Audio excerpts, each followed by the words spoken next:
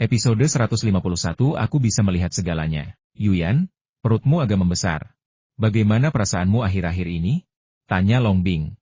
Tang Yuyan tersenyum dan berkata, aku hanya merasa sedikit kembung dan sedikit canggung. Aku tidak selincah sebelumnya. Tentu saja. Sekarang kamu punya bayi di perutmu, kamu tidak bisa sefleksibel dulu. Kamu harus mengurangi olahraga, kata Long Bing dengan khawatir. Tang Yuyan tersenyum pada Long Bing. Sayang, bagaimana penelitian pesawatmu? Lian Xiao bertanya pada Xia Feng. Xia Feng berkata, itu saja untuk hari ini. Ah, secepat itu? Tanya Fan Fan kaget. Itu jet tempur dan pesawat pengebom. Xia Feng tersenyum dan berkata, jika kita menyelesaikan cetak biru dan program perangkat lunak, serta memproduksi pesawat tempur Yanwang dan pesawat pengebom Kunpeng secara bersamaan, paling cepat akan memakan waktu setidaknya 1 tahun. Mata Fan Fan dipenuhi kekaguman. Kau mungkin satu-satunya di dunia yang bisa mencapai ini. Negara kita telah mengembangkan jet tempur selama beberapa dekade, tetapi kita selalu terjebak pada tahap imitasi, dibatasi dalam segala hal. Tapi kau telah mengakhiri sejarah yang memalukan ini. Aku akan menelepon dan memberitahu komandan kabar baik ini. Dia pasti akan sangat senang. Xia Feng menolak untuk patuh. Bu, tunggu sampai aku kenyang sebelum memukulmu. Bocah kau. Fan Fan menepuk pantat Xia Feng, tetapi tidak mengeluarkan ponselnya untuk menelepon. Dalam hatinya, memberi makan anak itu sama pentingnya dengan urusan negara. Xia Long mengangkat kepalanya dari pelukan Long Bing dan berkata, ketika aku dewasa, aku harus belajar cara membuat susu yang tidak akan pernah bisa kuhabiskan. Long Bing tertegun, lalu menepuk pantat Xia Long, anak kecil, kenapa kau meneliti hal semacam itu? Makan, kata Xia Long dengan percaya diri. Long Bing memukul pantat Xia Long lagi. Mengapa kamu tidak belajar dari ayahmu? Xia Feng terjebak dalam baku tembak. Xia Jianghe mengangkat kepalanya dari pelukan Jiang Rui. Noda susu masih di bibirnya. Ayah, mengapa kita memiliki begitu banyak ibu di keluarga kita, sementara keluarga lain hanya memiliki 1? Xia Feng juga tertegun. Dia tidak bisa menjawab pertanyaan ini. Ada juga hal-hal yang menyebalkan tentang memiliki anak yang terlalu pintar. Di keluarga ini, anak-anak ini sudah bisa memahami sesuatu sebelum mereka berusia 1 tahun. Saat itu, ia, sebagai seorang ayah, masih belum bisa menjelaskan kepada anak-anaknya mengapa mereka memiliki begitu banyak ibu sementara keluarga lain hanya memiliki 1. Sayang, minumlah tehnya. Tehnya mulai dingin. Tang Yuyan menyerahkan cangkir teh itu kepada Xia Feng. Xia Feng memaksakan diri untuk menyesap teh, dan perutnya langsung bergejolak, terasa sangat tidak nyaman. Ia lalu meletakkan cangkirnya kembali dan beralih ke hal lain. Selama lebih dari 3 bulan, keengganannya terhadap makanan biasa telah mencapai tingkat yang serius. Awalnya, ia tidak mengalami mual atau muntah karena teh, tetapi sekarang reaksinya menjadi intens. Untungnya, ia tidak bereaksi keras terhadap energi bar, sehingga ia terhindar dari pemangsaan hingga saat ini. Sejak meminum kapsul air terakhirnya, ia hanya memburu seekor ular piton di hutan kecil Afrika itu. Ia tidak menjadi kanibal dan menjadi iblis. Sayang, apakah akan mengganggu pekerjaanmu jika kita menyusui bayi ini di sini? Tanya Jiang Rui. Xia Feng tersenyum dan berkata, itu tidak memengaruhi saya. Melihat kalian menyusui bayi membantu saya menjadi lebih aktif. Faktanya, otaknya selalu bekerja, bahkan saat dia bersama istri dan anak-anaknya. Jiang Rui meludah pelan, aku tahu kamu akan berkata begitu. Jangan katakan hal seperti itu di depan anak itu lagi nanti. Itu akan mengajarkan kebiasaan buruk pada anak itu. Xia Jianghe mengangkat kepala kecilnya dari lumbungnya dan memutar matanya ke arah Xia Feng, ayah yang jahat. Xia Feng, terdengar tawa di ruang belajar. Semakin bahagia suasananya, semakin sedih Xia Feng. Ia rindu melihat anak-anaknya tumbuh dewasa, melihat mereka menikah, menjadi kakek bagi anak-anak mereka, dan menua dalam cinta kepada ibu mereka. Namun, waktunya hampir habis, dan ia tak akan bisa melihat mereka tumbuh dewasa. Ding ling ling, ding ling ling, ponsel Tang Yuyan tiba-tiba berdering, dan dia menjawabnya, ini aku, silakan. Suara seorang pria terdengar dari telepon, bukankah kamu harus pergi bekerja sekarang? Ada acara penting di luar negeri. Kembalilah untuk rapat. Ini suara Tang Bochuan, dan Xia Feng mendengarnya dengan jelas. Nada bicara Tang Bochuan kepada Tang Yuyan membuat Xia Feng sangat tidak nyaman. Tang Bochuan adalah bawahan Tang Yuyan, tetapi ia berbicara kepadanya seperti atasan. Aku akan segera ke sana. Tang Yuyan menutup telepon dan berkata kepada Xia Feng, sayang, aku akan kembali ke Biro 101 untuk rapat. Silakan, telepon aku jika ada sesuatu, kata Xia Feng. Tang Yuyan menyapa keempat wanita lainnya lalu pergi. Xia Feng menyimpan komputer peretas itu dan berkata, saya juga harus pergi ke perusahaan untuk rapat. Besok, Thunder Horse Group akan mulai memproduksi pesawat tempur Yanwang dan pesawat pengebom Kunpeng pertama. Secepat itu, Fan Fan tidak percaya dengan keputusan Xia Feng. Lebih cepat lebih baik. Aku pergi dulu. Xia Feng keluar sambil membawa laptopnya. Jiang Rui berkata, kembalilah untuk makan siang nanti. Aku akan membuatkanmu sesuatu yang lezat. Xia Feng buru-buru berkata, tidak, kurasa aku tidak akan kembali. Makan saja dan jangan khawatirkan aku. Makan sekarang menjadi hal yang paling menyakitkan baginya.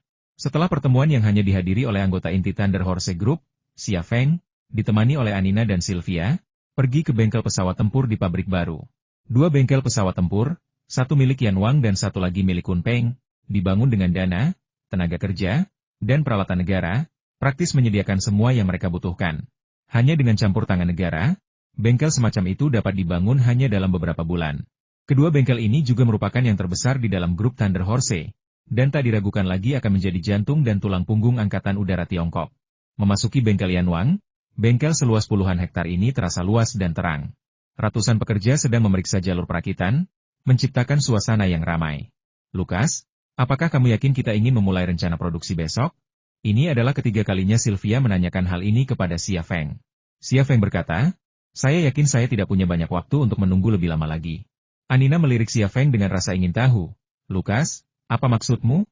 Xia Feng tersenyum. Tidak apa-apa.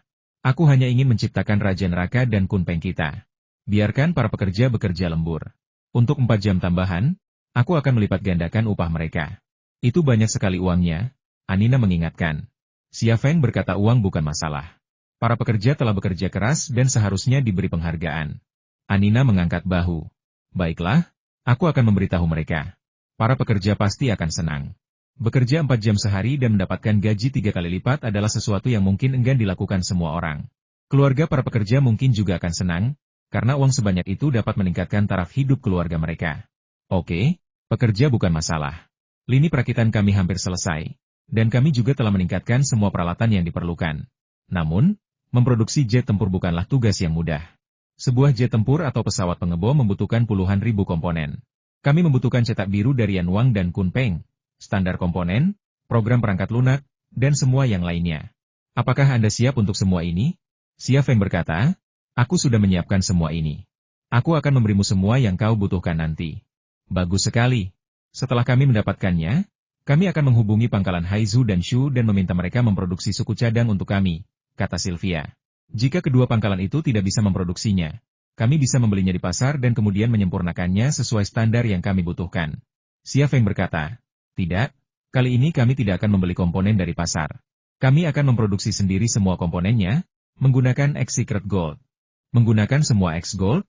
Ya ampun, itu keterlaluan. Anina tampak terkejut. Xia Feng berkata, Amerika punya proyek pembunuh naga. Lockheed Martin sedang meneliti dan memproduksi pesawat tempur super bernama pembunuh naga. Saya yakin Raja Neraka kita suatu saat nanti akan berhadapan langsung dengannya. Kita tidak bisa menerima suku cadang berkualitas rendah di pasaran. Jika kita ingin membangunnya, kita harus membangun pesawat tempur terbaik dan tersempurna di dunia.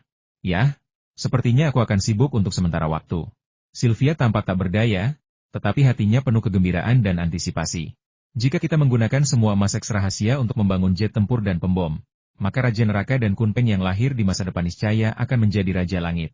Amerika Serikat memang berada di posisi terdepan yang komprehensif di bidang jet tempur dan pesawat pengebom. Dragon Slayer yang dirancang oleh Lockheed Martin harus menjadi produk yang mengintegrasikan teknologi tercanggih di seluruh Amerika Serikat. Namun demikian, ia tidak dapat melampaui Yan Wang dan Kun Peng. Alasannya sederhana. Meskipun Amerika Serikat memiliki kecakapan teknologi dan pengalaman manufaktur yang lebih baik, mereka tidak memiliki mesin perkakas cerdas Thunder Dragon yang dimiliki oleh Thunder Horse Group. Lebih penting lagi, orang yang meneliti dan merancang pesawat tempur Super Dragon Slayer adalah Kirsten, replika Leonardo da Vinci. IQ-nya lebih rendah daripada Xia Feng, dan ia tidak memiliki otak seperti superkomputer Xia Feng. Tentu saja, ini hanyalah analisis di atas kertas. Amerika Serikat juga memiliki kelebihan dan kekuatannya sendiri. Hasil akhirnya baru akan dipastikan setelah Raja Neraka dan Kun Peng diciptakan dan bertarung melawan pembunuh naga. Lukas, maukah kau ikut bekerja lembur bersama kami? Sylvia menatap Xia Feng dengan tatapan penuh harap dan ambigu. Xia Feng dapat memahami semua informasi yang tersirat di matanya. Ia tersenyum dan berkata, tentu saja aku harus bekerja lembur denganmu. Beberapa komponen inti tidak dapat dibuat tanpa bantuanku. Keren sekali. Sylvia memeluk Xia Feng dengan gembira. Anina pun menghampiri dan memeluk Xia Feng, lalu berbisik di telinganya, Aku sudah lama menantikan kerja lembur bersamamu. Xia Feng tahu apa yang diinginkan kedua gadis Jerman itu, dan ia harus memuaskan mereka. Baru setelah itu mereka akan mengabdikan diri kepada Thunder Horse Group. Mereka bukan orang Tiongkok, dan mereka tidak memiliki rasa memiliki, apalagi cinta terhadap Tiongkok. Satu-satunya alasan mereka masih bekerja di Thunder Horse Group adalah karena dia. Jika ia tidak memuaskan keinginan mereka, bagaimana mungkin mereka mengabdikan diri kepada perusahaan? Bunyi bip, bunyi bip, bunyi bip. Tepat setelah menyelesaikan pelukannya dengan Anina, telepon satelit Xia Feng berdering. Telepon itu dari Tang Yuyan, suaranya dipenuhi rasa cemas dan khawatir. Suamiku, apakah kamu masih di rumah sekarang? Xia Feng berkata, saya di perusahaan. Ada apa? Ada sesuatu yang terjadi. Sekelompok ahli datang dari atas dan memberitahu kami sebagian situasinya, lalu meminta untuk bertemu langsung dengan Anda, kata Tang Yuyan. Xia Feng tiba-tiba punya firasat buruk. Ia bertanya, kelompok ahli macam apa itu? Apa yang mereka bicarakan denganmu? Mengapa mereka secara khusus mencoba membujukku? Mereka tidak memberitahu saya alasan mereka ingin bertemu Anda. Saya sudah bertanya, tetapi mereka bilang itu harus dirahasiakan. Sisanya, datanglah dulu, dan saya akan memberitahu Anda saat kita bertemu, kata Tang Yuyan. Baiklah, aku akan segera ke sana. Xia Feng menutup telepon. Apa yang terjadi? Tanya Sylvia. Xia Feng berkata, aku juga tidak tahu. Aku akan pergi melihatnya. Hubungi aku jika ada pertanyaan. Baiklah, kata Sylvia. Anina berkata, apakah itu akan mempengaruhi rencana kita? Xia Feng berkata, tidak, apapun yang terjadi, itu tidak akan memengaruhi rencana kita. 1 jam kemudian, ronde ke-101. Ksatria 15 yang seperti monster tiba di inning ke-101, dan sebelum ia sempat berhenti, Tang Yuyan bergegas menyambutnya. Perutnya buncit dan langkahnya seperti penguin. Xia Feng buru-buru menghentikan mobil, keluar, dan berjalan ke arahnya sambil berkata dengan cemas, kalau kamu tidak enak badan, jangan jemput aku. Aku tahu jalannya. Bagaimana kalau aku keguguran? Tang Yuyan merasa lega dan berkata sambil tersenyum, aku tidak selembut itu. Jalan saja sedikit. Tidak akan terjadi apa-apa. Jangan terlalu gugup. Tentu saja, kamu sedang mengandung anakku. Xia Feng memeluk pinggangnya, matanya penuh kelembutan dan kasih sayang. Kamu yakin itu anak laki-laki? Tang Yuyan mengangkat sudut mulutnya, tapi aku lebih suka anak perempuan. Kalau begitu, itu putriku, kata Xia Feng. Tang Yuyan. Sesampainya di kantor pusat Biro 101, Xia Feng bertemu dengan kelompok pakar yang disebutkan Tang Yuyan. Pemimpin kelompok itu adalah seorang pria parubaya bernama Yang Changhai, bertubuh tinggi kurus, berkacamata kuno. Ia tampak seperti dosen universitas. Xia Feng juga melihat saudara iparnya, Tang Bochuan, tetapi ia tidak menyapanya. Ia hanya menyapa Yang Changhai. Halo, Ketua Yang. Yang Changhai menghampiri dan berjabat tangan dengan Xia Feng, mengulurkan kedua tangannya terlebih dahulu. Ia berkata dengan sopan, Tuan Xia, saya bukan pemimpin di sini. Panggil saja saya Saudara Yang. Haha, kamu belum tua, jadi kita bisa berteman, Saudara Yang, kata Xia Feng sambil tersenyum. Baiklah, mari berteman, Tuan Xia. Kak Yang, jangan panggil aku Tuan Xia lagi. Panggil saja aku Xia Feng. Panggil saja aku Xiao Xia. Aku tidak berani memanggilmu Xiao Xia, jadi aku akan memanggilmu Xia Feng saja. Yang Changhai berkata sambil tersenyum. Mereka bilang kau adalah bakat langka yang hanya pernah dilihat bangsa kita sekali dalam ribuan tahun. Bertemu denganmu hari ini, kau sungguh luar biasa. Benar-benar orang yang berbakat. Keduanya bertukar basa-basi lalu duduk. Tang Bochuan lalu menyela. Xia Feng, ajak Yuyan makan malam lagi nanti. Kita semua merindukannya, terutama ibuku. Dia menangis setiap kali memikirkannya. Xia Feng tersenyum. Jika dia tidak mendengar Tang Bochuan berbicara dengan Tang Yuyan dengan nada seperti itu di telepon, dia mungkin akan mempercayainya. Sekarang Tang Bochuan mengatakan ini di hadapannya, jika dia masih percaya bahwa keluarga Tang telah memaafkan Tang Yuyan dan tidak memiliki motif tersembunyi lainnya, maka dia benar-benar bodoh. Kalau begitu, aku anggap ini sebagai persetujuanmu. Bagaimana kalau malam ini saja, daripada besok? Kata Tang Bochuan sambil tersenyum. Tang Yuyan mengerutkan kening. Dari ekspresinya, dia jelas tidak ingin kembali. Xia Feng melihat semuanya dan memahaminya. Tang Bochuan berbicara kepada Tang Yuyan dengan nada seperti itu di telepon, tanpa rasa hormat atau kasih sayang. Jika Tang Bochuan seperti ini, bagaimana mungkin Tang Tianlong dan Tang Yunhai memperlakukan Tang Yuyan dengan baik? Baiklah, ayo kita lakukan ini. Xia Feng akhirnya berbicara kepada saudara iparnya. Kalau kamu merindukan Yuyan, datanglah ke Ping Anju. Aku sibuk akhir-akhir ini dan tidak bisa menemani Yuyan kembali ke rumah orang tuanya. Kalau begitu, Yuyan harus kembali. Sedikit ketidaksenangan terpancar di mata Tang Bochuan. Tang Yuyan hendak mengatakan sesuatu, tetapi Xia Feng berkata sebelum dia sempat membuka mulut, Yuyan juga tidak senggang. Dia harus memasak makan malam untukku sepulang kerja. Kamu? Tang Bocuan langsung tercekat amarahnya. Siapa yang berani tidak menghormati calon kepala keluarga Tang? Tapi di hadapan Xia Feng, kakak iparnya, dia bukan apa-apa. Yang membuatnya semakin marah adalah dia tidak berani berbuat apa-apa kepada Xia Feng setelah dihina seperti ini.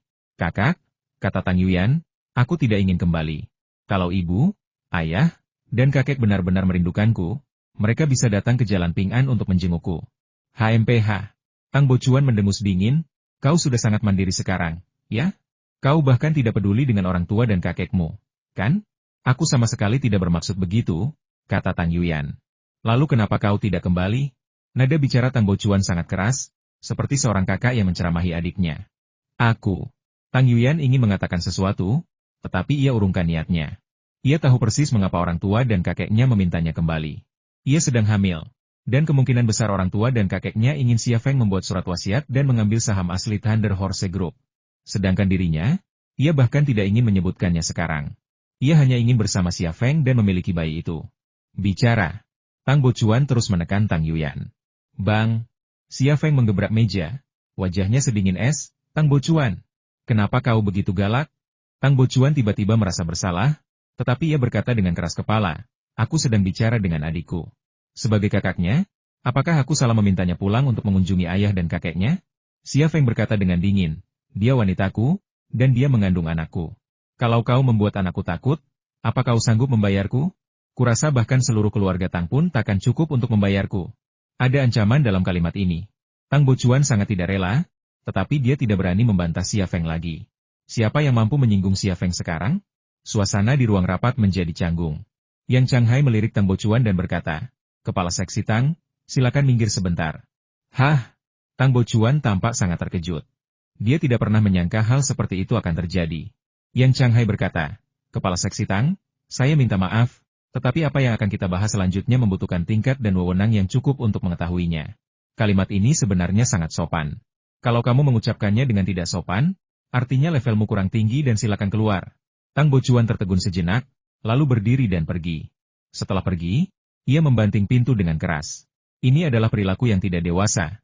Ia tahu betul, tetapi ia tidak bisa menahannya. Yuyan, maafkan aku, kata Xia Feng dengan nada meminta maaf. Aku tidak bisa menahannya karena aku tidak bisa melihat dia memaksamu dan menindasmu. Tang Yuyan meraih ke bawah meja dan meraih tangan Xia Feng. Sayang, aku baik-baik saja. Kamu tidak perlu minta maaf padaku. Aku tahu persis apa yang mereka inginkan.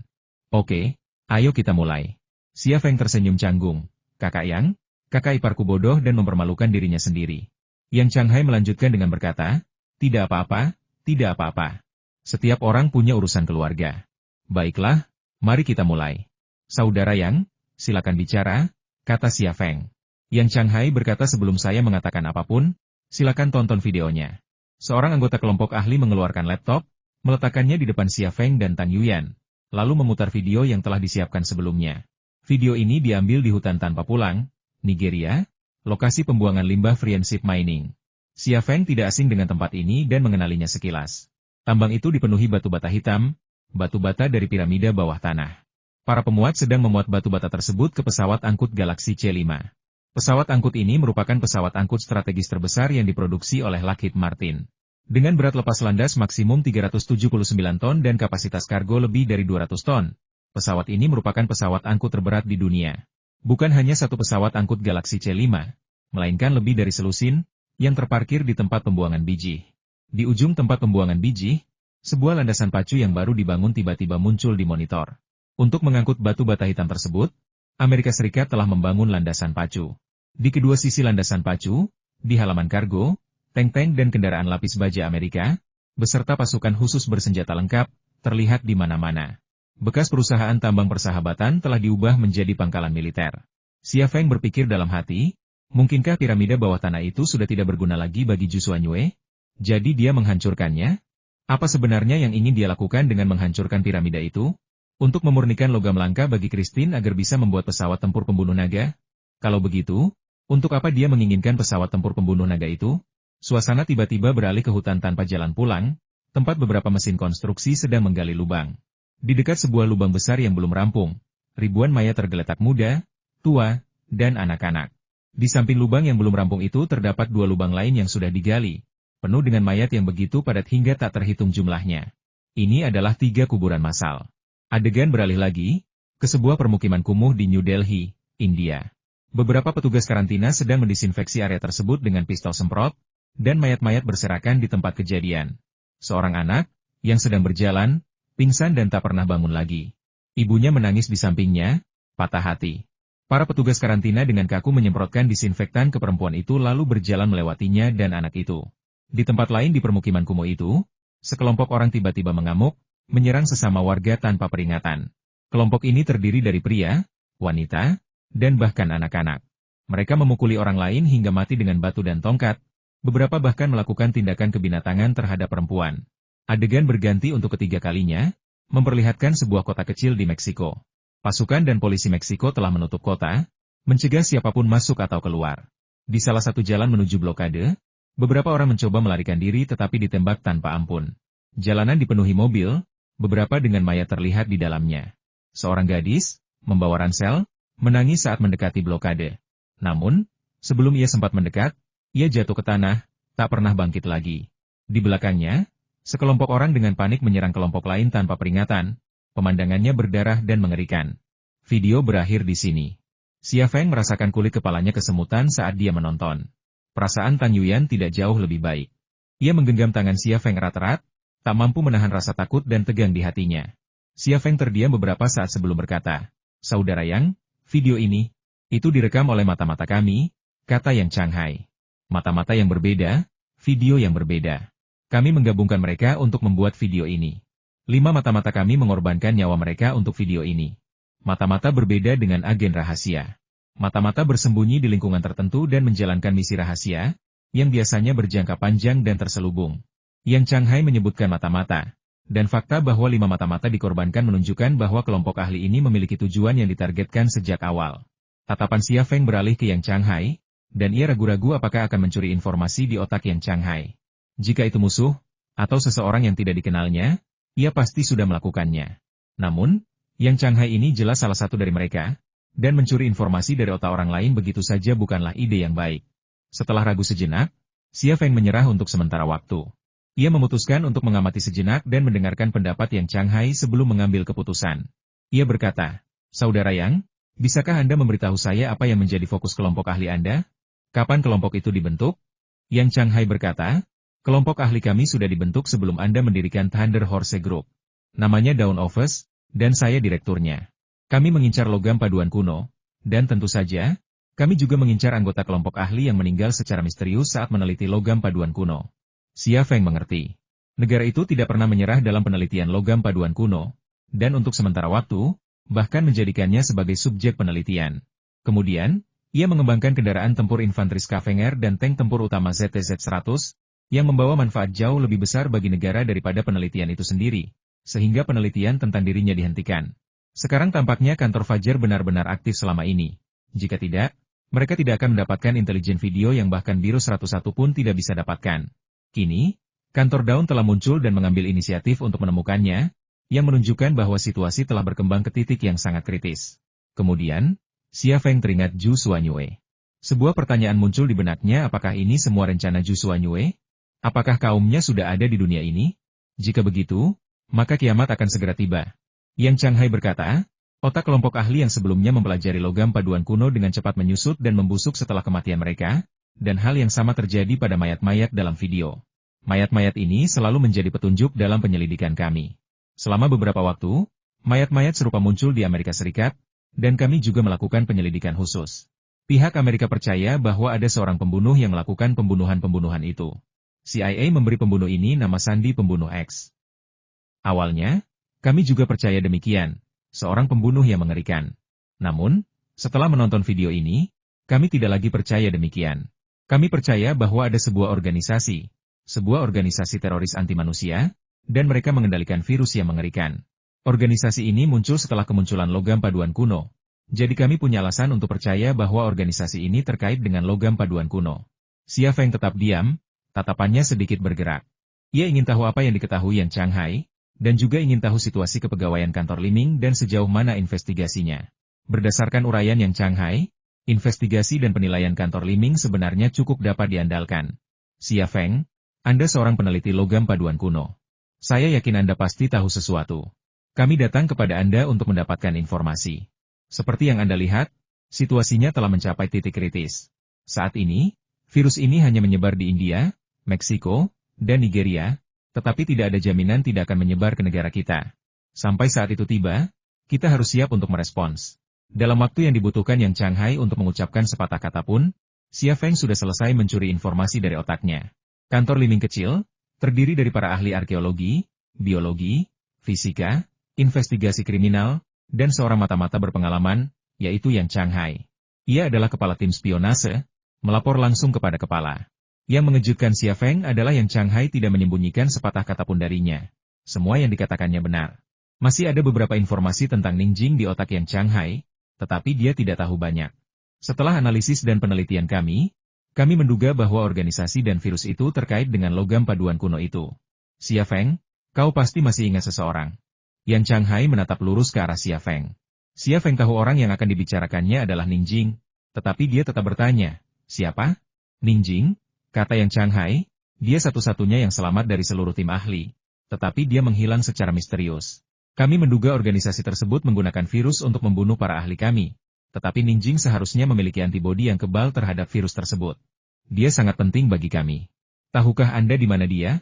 Xia Feng terdiam sejenak sebelum menggelengkan kepalanya. Aku tidak tahu di mana dia. Ningjing, bisa dibilang, sudah menghilang. Ia kini menjadi bagian dari Zhu Xuanyue. Jika ia memberitahu orang-orang di kantor Liming bahwa Zhu Xuanyue berada di Amerika Serikat atau Nigeria, itu sama saja dengan mengirim mereka ke kematian. Bagaimana mungkin kantor Liming bisa mengalahkan musuh yang bahkan ia sendiri pun tak mampu kalahkan? Kami tahu kamu punya banyak saluran. Bisakah kamu membantu kami menemukannya? Tidak masalah. Aku akan membantumu menemukan kedamaian. Xia Feng berkata. Tapi, aku tidak bisa menjanjikan apapun padamu. Bagus sekali kamu bersedia membantu. Lakukan saja apa yang kamu bisa, kata Yang Shanghai. Aku juga ingin tahu sejauh mana penelitian tentang logam paduan kuno telah berkembang. Xia Feng tersenyum. X-Secret Gold adalah hasil penelitian terhadap logam paduan kuno. Sungguh pencapaian yang luar biasa. Kau tidak bisa mengharapkanku mendapatkan semuanya sekaligus, kan? Kau harus memberiku waktu. Tidak masalah, itu saja. Saya menantikan kabar baik Anda, kata Yang Shanghai. Kalau begitu aku akan kembali dan mengaturnya. Xia Feng berjabat tangan dengan Yang Shanghai, lalu berdiri dan pergi. Tang Yuyan juga mengikutinya pergi. Di ruang konferensi, pakar yang memutar video bertanya, apakah semua yang dikatakannya benar? Yang Shanghai tersenyum getir. Entahlah. Aku tidak melihat apapun dalam dirinya. Tapi tujuan kita adalah memberitahunya apa yang telah terjadi. Dia tahu apa yang harus dilakukan. Dia adalah malaikat pelindung negara kita. Setelah meninggalkan ruang konferensi, Xia Feng dan Tang Yuyan memasuki kantor direkturnya. Bunyi bip, bunyi bip, bunyi bip. Telepon satelit Xia Feng tiba-tiba berdering. Orang yang menelepon adalah Saimu. Suaranya penuh ketegangan dan kecemasan. Bos, sesuatu yang besar telah terjadi. Apa yang terjadi? Xia Feng sudah menebak apa yang ingin dia katakan. Benar saja, Saimu melanjutkan, hal-hal besar telah terjadi di Nigeria, India, dan Meksiko. Kembalilah segera. Saya punya informasi untuk Anda. Aku akan segera kembali. Xia Feng menutup telepon. Sistem intelijen Tiongkok jelas lebih efisien daripada Saimu, sehingga kantor Liming menerima intelijen terlebih dahulu, dan Saimu menerimanya kemudian. Jika tidak terjadi hal yang tidak terduga, ia juga akan menerima intelijen dari lembaga penyelamat, yang sistem intelijennya beroperasi bahkan lebih lambat daripada Saimu. Apa yang terjadi? Tang Yuyan dipenuhi kekhawatiran. Aku baru saja melihat mayat-mayat di video itu, dan orang-orang gila itu. Aku benar-benar takut.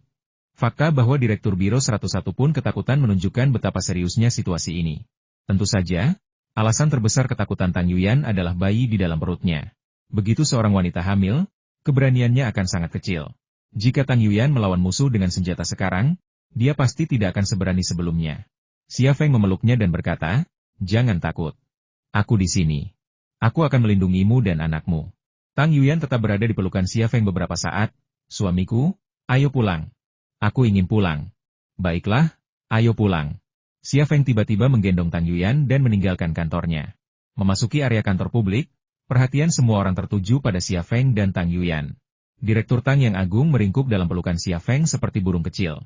Pemandangan ini mengejutkan rekan-rekannya. Kapan direktur Tang kita jadi selembut ini? Jarang sekali. Itu tergantung siapa orangnya. Pria yang menahannya adalah Xia Feng, pemilik Le5 Group. Seorang pria seharusnya seperti Xia Feng. Dia menikahi 5 istri, sebuah hak istimewa nasional. Yang lebih menakjubkan lagi, mantan istrinya adalah Shen Tutianyin, wanita terkaya di Tiongkok. Rumah saya milik Wan Xiang Group. Seandainya saja saya bisa berbicara dengan Xia Feng suatu hari nanti dan membuatnya menghapuskan hipotek saya. Kamu sedang bermimpi. Direktur kami adalah seorang wanita dari keluarga Tang. Keluarga Tang? SSST? Hati-hati dengan kata-katamu.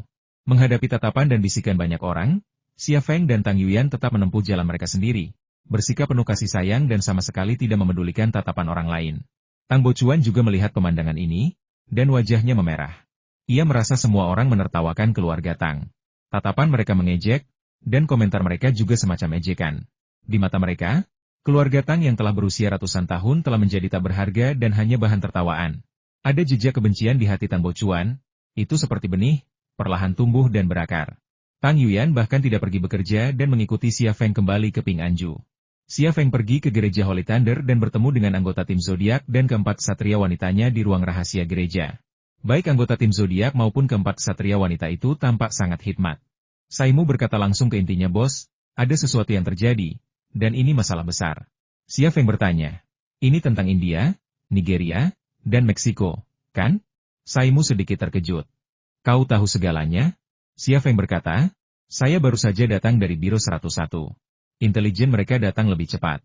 Namun, mereka menunjukkan video kepada saya. Intelijen apa yang sudah Anda kumpulkan? Saimu menyerahkan sebuah tas arsip kepada Xia Feng dan berkata, semuanya ada di sini. Coba lihat. Xia Feng membuka tas kerja itu dan mengeluarkan semua isinya foto, laporan pemeriksaan rumah sakit, laporan investigasi petugas intelijen, dan flash drive USB. Foto-foto tersebut juga menggambarkan kota-kota dan mayat kota-kota Meksiko, permukiman kumuh India, dan kota-kota Nigeria. Tidak ada foto hutan tanpa pulang atau tambang persahabatan, tetapi ada lebih banyak foto kota-kota Nigeria. Foto-foto tersebut juga menampilkan mayat dan orang gila, dan adegan-adegannya penuh dengan kekerasan dan pertumpahan darah. Setelah melihat foto-foto tersebut, Xia Feng meninjau laporan yang ditulis oleh petugas intelijen. Laporan-laporan tersebut didasarkan pada analisis dan spekulasi berdasarkan peristiwa masa lalu, dan sangat tidak dapat diandalkan. Ia juga memeriksa laporan pemeriksaan medis yang diperoleh petugas intelijen, yang mencakup pemeriksaan orang-orang yang tidak waras dan otopsi mayat. Otak para korban yang meninggal memiliki karakteristik yang sama atrofi dan pembusukan. Akhirnya, Xia Feng mencolokkan drive USB ke ponselnya dan menggunakan pemutar di ponselnya untuk memutar berkas video di drive USB. Video itu menunjukkan jalanan yang dipenuhi mayat dan sampah, mengingatkan kita pada sesuatu dari film Resident Evil, yang dibanjiri kiamat. Perekam video berjalan menyusuri jalanan, sambil memegang kamera, menggambarkan pemandangan dan perasaannya. Ya Tuhan, rasanya seperti tiba di jalanan pasca apokaliptik. Aku tak melihat satu orang pun yang hidup, dan udara dipenuhi bau mayat yang membusuk. Ah, aku tak tahan. Apa yang sebenarnya terjadi di sini?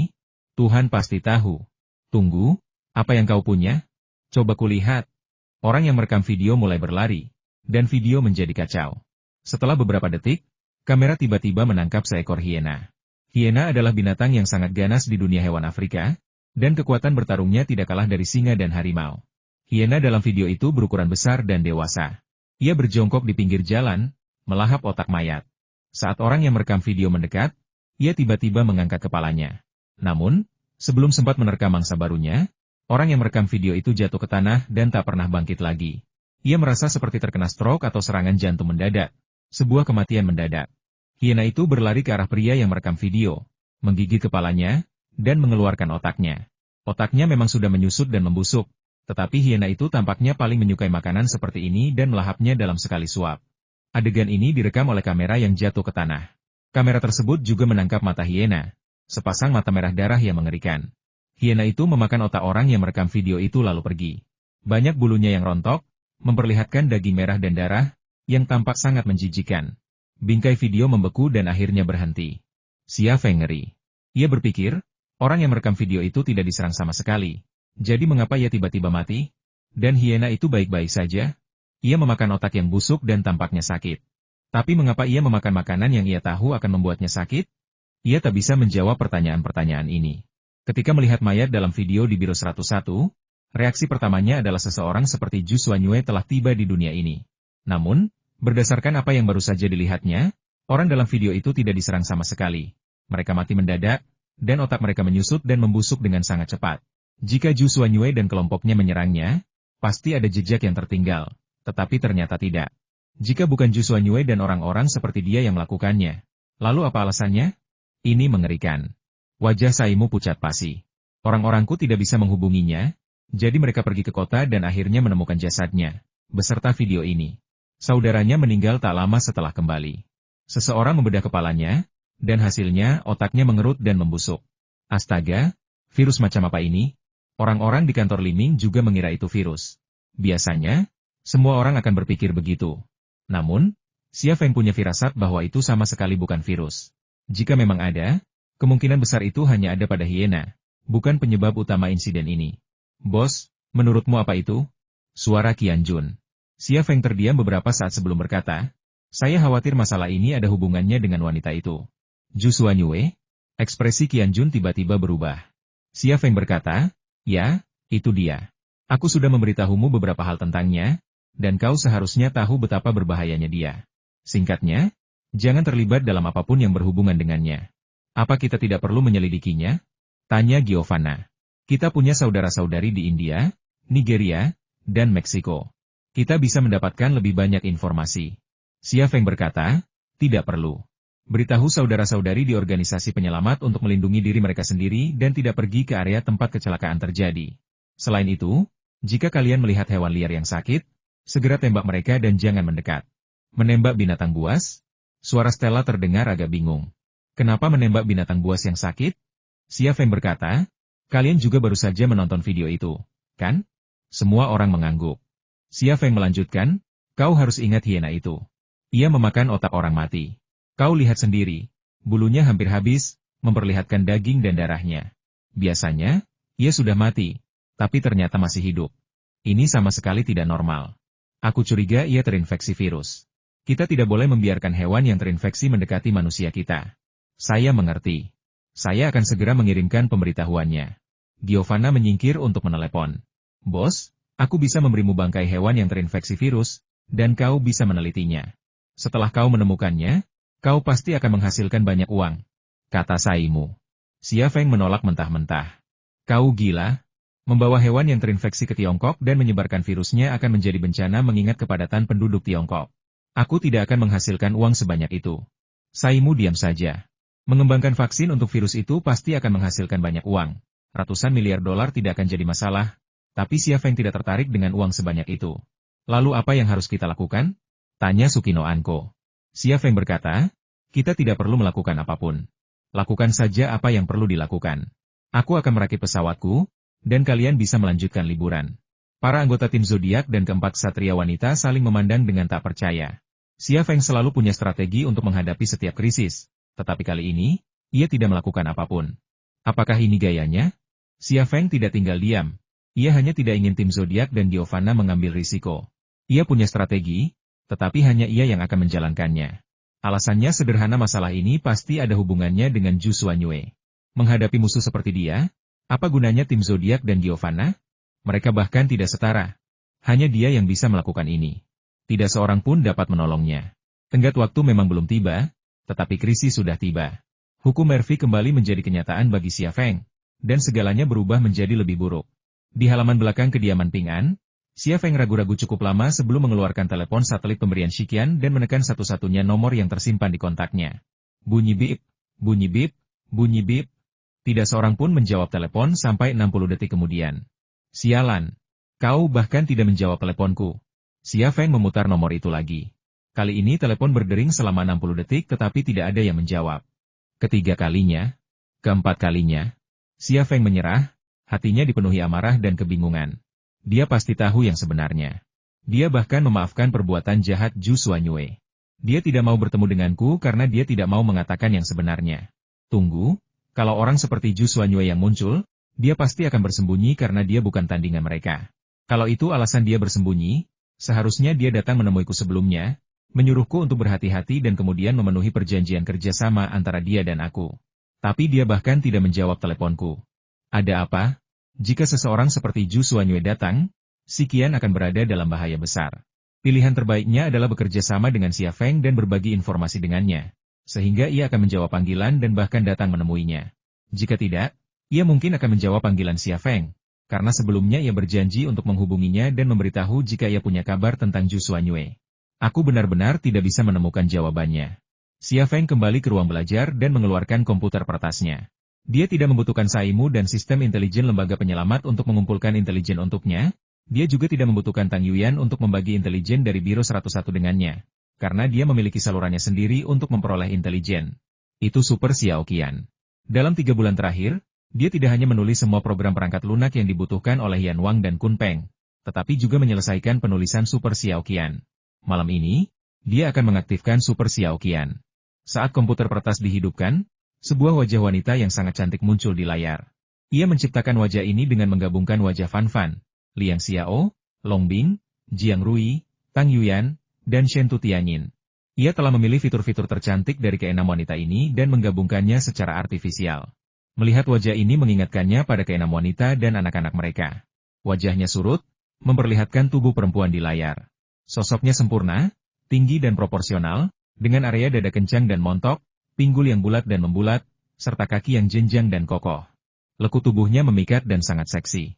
Tubuhnya merupakan gabungan dari Tsukino Kyoko, Anina, Sylvia, dan Shirami. Melihat tubuhnya mengingatkannya pada perempuan-perempuan yang pernah menjalin hubungan dengannya. Mengapa melakukan ini? Para wanita ini adalah anugerah terindah yang pernah ia terima dalam hidupnya. Masing-masing memiliki kisah, kenangan indah. Ia ingin menggunakan cara ini untuk mengenang semua kebaikan mereka. Di masa depan, meskipun ia tak lagi di dunia ini, mereka akan tetap ada di dunia maya. Dia adalah Super Xiao Qian. 10 jari Xia Feng mengetuk-ngetuk keyboard, mengetik satu demi satu perintah. Akhirnya, ia menekan tombol Enter. Super Xiao Qian membuka matanya dan menatap Xia Feng. Suara sintetis terdengar dari speaker komputer pertas. Pengenalan wajah sedang berlangsung. Pengenalan selesai.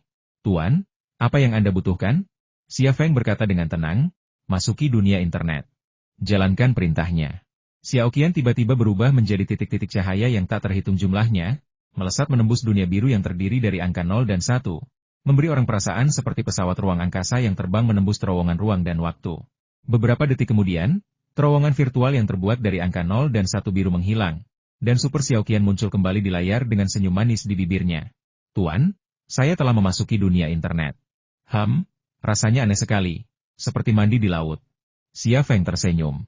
Kalimat ini saja sudah cukup untuk menunjukkan pencapaian Super Xiao Qian dalam kecerdasan buatan. Ia memiliki perasaan dan emosi. Tuan, apa yang Anda tertawakan? Saya serius. Apa Anda belum pernah mandi di laut? Super Xiao Qian sedikit mengangkat bibirnya, tampak sangat jenaka. Xia Feng berkata, tentu saja aku pernah mandi, tapi aku belum pernah mandi di dunia maya, jadi aku tidak tahu bagaimana rasanya. Meskipun internet adalah dunia virtual, bukankah manusia juga makhluk sensorik? Hidup kita dipenuhi dengan segala macam rangsangan dan sensasi sensorik. Saya merasakan hal yang sama, jadi tidak ada perbedaan di antara keduanya. Kamu jago filsafat. Kamu lagi belajar? Ya, saat saya berbicara kepada Anda, saya sedang menyerap pengetahuan dari dunia internet. Bagaimana kecepatan belajarmu? Tanya Xia Feng. Super Xiao Qian berkata 100 juta bait per detik. Xia Feng terkejut. Dengan kecepatan belajar seperti itu, ia mampu menguasai pengetahuan yang membutuhkan waktu seumur hidup bagi orang biasa hanya dalam 1 detik. Guru, apakah Anda ingin menguji saya? Xia Feng menggelengkan kepalanya. Tidak, terima kasih. Setelah jeda, ia berkata, ceritakan tentang imbal hasil saham saya di pasar saham AS. Memasuki versi pasar saham Xiao Qian. Memasuki. Super Xiao Qian berkata, Tuan, bolehkah saya mengambil alih? Tingkat kecerdasannya sangat rendah, dan dia terlihat seperti orang bodoh. Jika saya mengambil alih, efisiensi kerjanya akan lebih cepat dan arus modal akan lebih aman. Super Xiao Qian menyebut Xiao Qian versi pasar saham sebagai orang bodoh, yang jelas merupakan tindakan intimidasi, tetapi kepribadian yang diberikan Xia Feng padanya penuh dengan agresivitas. Xia Feng tersenyum pahit. Baiklah, jika kamu merasa membutuhkannya, kamu bisa mengambil alih. Ada juga versi mata-mata Xiao Qian. Bolehkah aku mengambilnya juga? Xiao Qian super tampak sangat rakus. Tidak masalah, gabungkan mereka dan kau akan menjadi lebih kuat. Xia Feng tidak keberatan. Semakin kuat Super Xiao Qian, semakin berharga baginya. Sedang diintegrasikan, kata Super Xiao Qian sambil tersenyum. Latar belakang biru di layar komputer peretas tiba-tiba berubah menjadi sebuah restoran. Super Xiao Qian, dengan penampilan dan sosoknya yang sempurna, duduk di meja, menikmati steak dan segelas anggur merah. Steak itu bertuliskan aksara Mandarin pasar saham Xiao Qian. Sementara kata-kata mata-mata Xiao Qian muncul di dalam anggur merah di dalam piala. Xia Feng tak dapat menahan senyum pahitnya lagi. Apakah ini perlu? Apakah kamu tidak menyukainya? Aku tidak menyukainya, kata Xia Feng. Adegan di layar komputer peretas kembali berubah menjadi medan perang. Super Xiao Qian, yang menjelma menjadi seorang satria wanita, menghunus tombak dan perisai heraldik, menyerbu ke depan. Di belakangnya, pasukan besar meraung hidup, kuku kuda mereka mengguncang bumi dan raungan serta teriakan mereka mencapai langit. Di seberang mereka, dua ksatria wanita juga menyerbu ke depan. Gerombolan mereka siap memberi isyarat. Kuda-kuda dari dua ksatria wanita terdepan dalam formasi musuh diberi label Xiao Qian pasar saham dan Xiao Qian mata-mata. Kedua belah pihak terlibat dalam pertempuran sengit dalam sekejap mata. Kuda perang patah leher, prajurit infanteri diinjak-injak hingga hancur oleh kuda, dan tanah dipenuhi mayat. Pada akhirnya, Super Xiao Qian mengalahkan pasar saham Xiao Qian dan mata-mata Xiao Qian. Seluruh pertempuran berlangsung sekitar 5 menit, dan dalam 5 menit itu, Xia Feng tak diragukan lagi menyaksikan film epik berbudget super. Super Xiao Qian mampu menghasilkan film sintetis buatan berskala sebesar itu hampir dalam pikiran. Kemampuannya cukup untuk membuat perusahaan efek khusus film terbaik dunia bangkrut. Namun, Xia Feng, selain sedikit terkejut, tidak terlalu tertarik. Lagi pula, ia bukan sutradara atau produser. Ia membutuhkan keahlian peretasnya, bukan kemampuan ini. Ia berkata, sudah cukup bersenang-senangnya, berikan saja apa yang kau mau. Super Xiao Qian berkata, Tuan, Anda sekarang memiliki 5.389 akun saham, dan total aset di semua akun adalah 13,3 miliar. Sebanyak itu, Xia Feng juga terkejut. Selama 3 bulan terakhir, ia begitu sibuk meneliti Yan Wang, Kun Peng, dan Super Xiao Qian sehingga ia sama sekali mengabaikan operasi pasar saham stok market Xiao Qian. Ia tidak menyangka bahwa hanya dalam 3 bulan, stok market Xiao Qian telah mengubah 3 miliar miliknya menjadi 13,3 miliar. Pasar saham Xiao Qian terlalu lemah. Super Xiao Qian tersenyum sinis. Kalau saya, Tuan, aset Anda pasti sudah mencapai 50 miliar dolar AS. Xia Feng, perusahaan terkaya di dunia adalah Apple, dengan kapitalisasi pasar 700 miliar. Namun, Super Xiao Qian mengatakan kepadanya bahwa ia bisa menghasilkan 50 miliar dalam 3 bulan. Itu berarti ia bisa menggunakan investasi awalnya sebesar 3 miliar untuk membeli Apple dari pasar saham AS dalam 1 atau 2 tahun. Karena ini bukan hanya 7.000 dibagi 500 dikali 3. Ini seperti efek bola salju. Semakin besar investasinya, semakin besar keuntungannya, dan semakin singkat waktu yang dibutuhkan. Tentu saja, kemungkinan ketahuan juga akan meningkat, tapi aku punya cara untuk menghindari risikonya. Super Xiao Qian berkata Tuan, menurut perhitunganku, semakin lama waktunya, semakin aman, dan semakin pendek waktunya, semakin tinggi risikonya. Aku perlu tahu apa tujuanmu. Maksudku, berapa banyak uang yang ingin kau dapatkan dalam jangka waktu tertentu? Xia Feng berpikir sejenak, bisakah kita melakukan ini dalam 1,5 tahun dengan 1 triliun? Jumlahnya tidak masalah, tapi kemungkinan ketahuan sangat tinggi. Tuan, apakah Anda yakin ingin melakukan ini? Tanya Super Xiao Qian. 1 triliun dolar AS dalam 1,5 tahun cukup untuk menciptakan badai di pasar saham AS. 1,5 tahun adalah batas waktunya. Jadi mengapa dia harus peduli dengan kemungkinan ketahuan? Karena kamu ingin menjadi gila, maka jadilah gila sekali lagi sebelum meninggalkan dunia ini.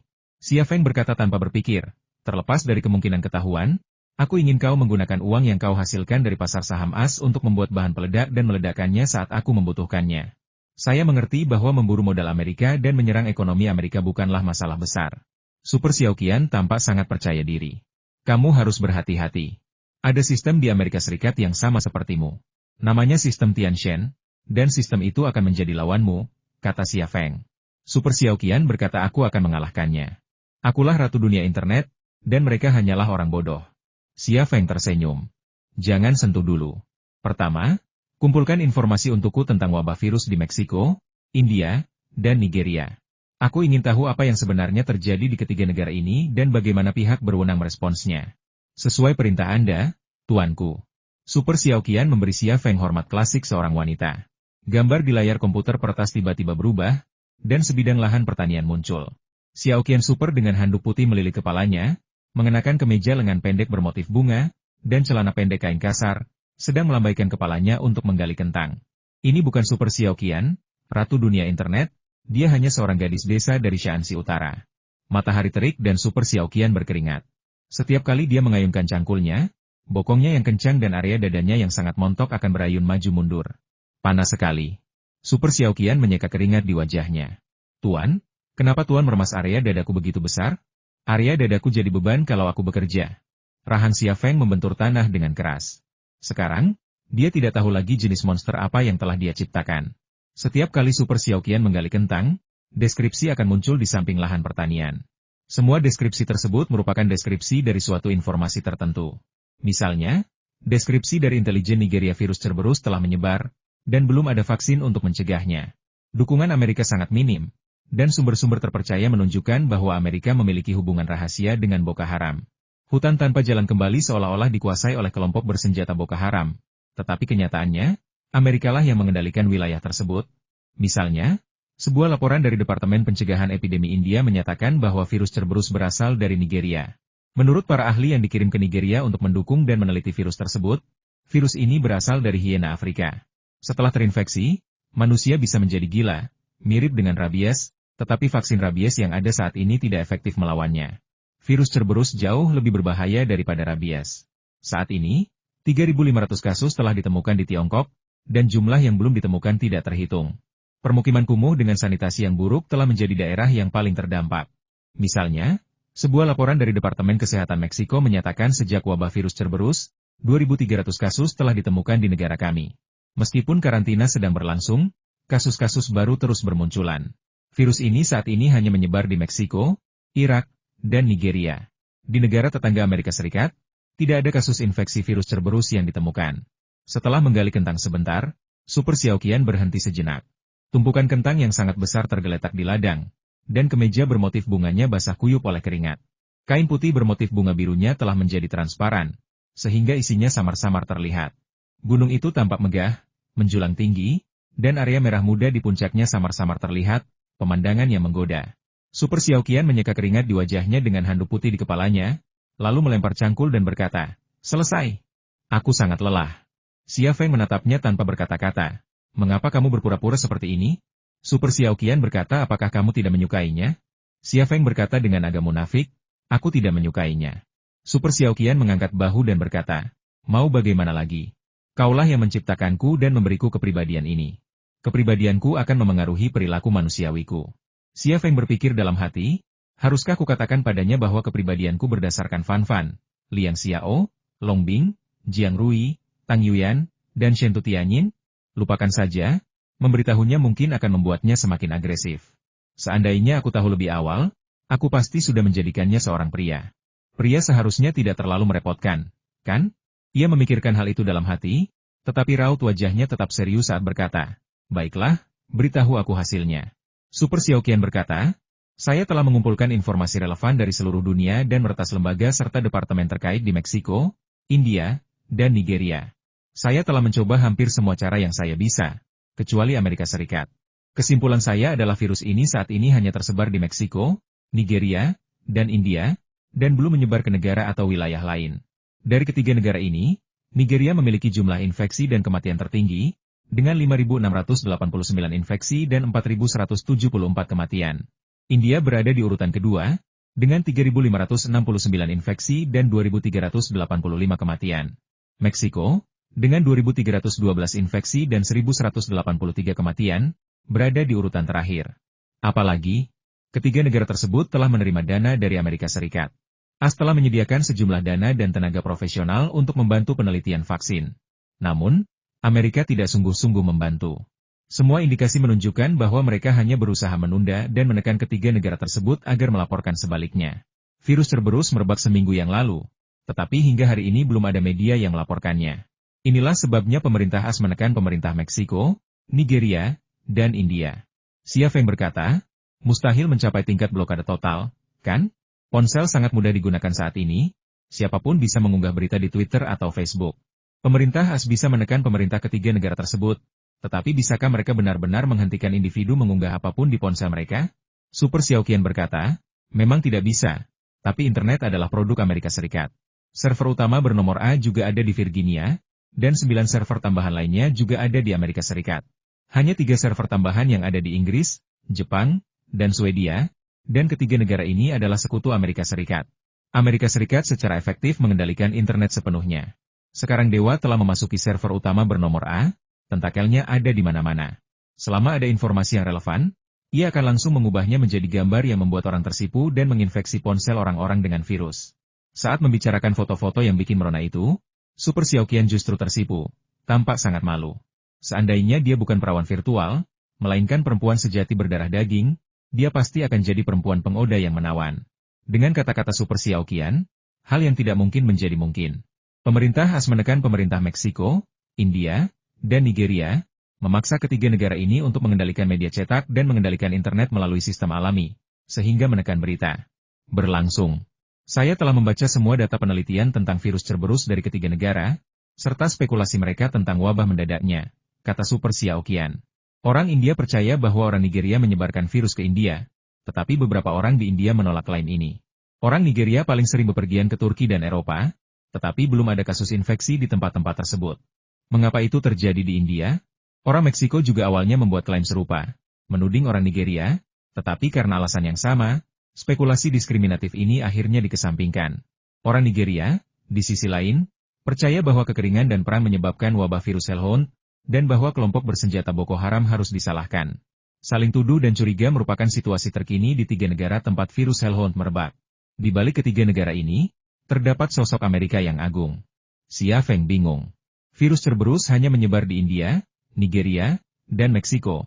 Tetapi belum ada kasus yang ditemukan di negara atau wilayah lain. Apa yang terjadi?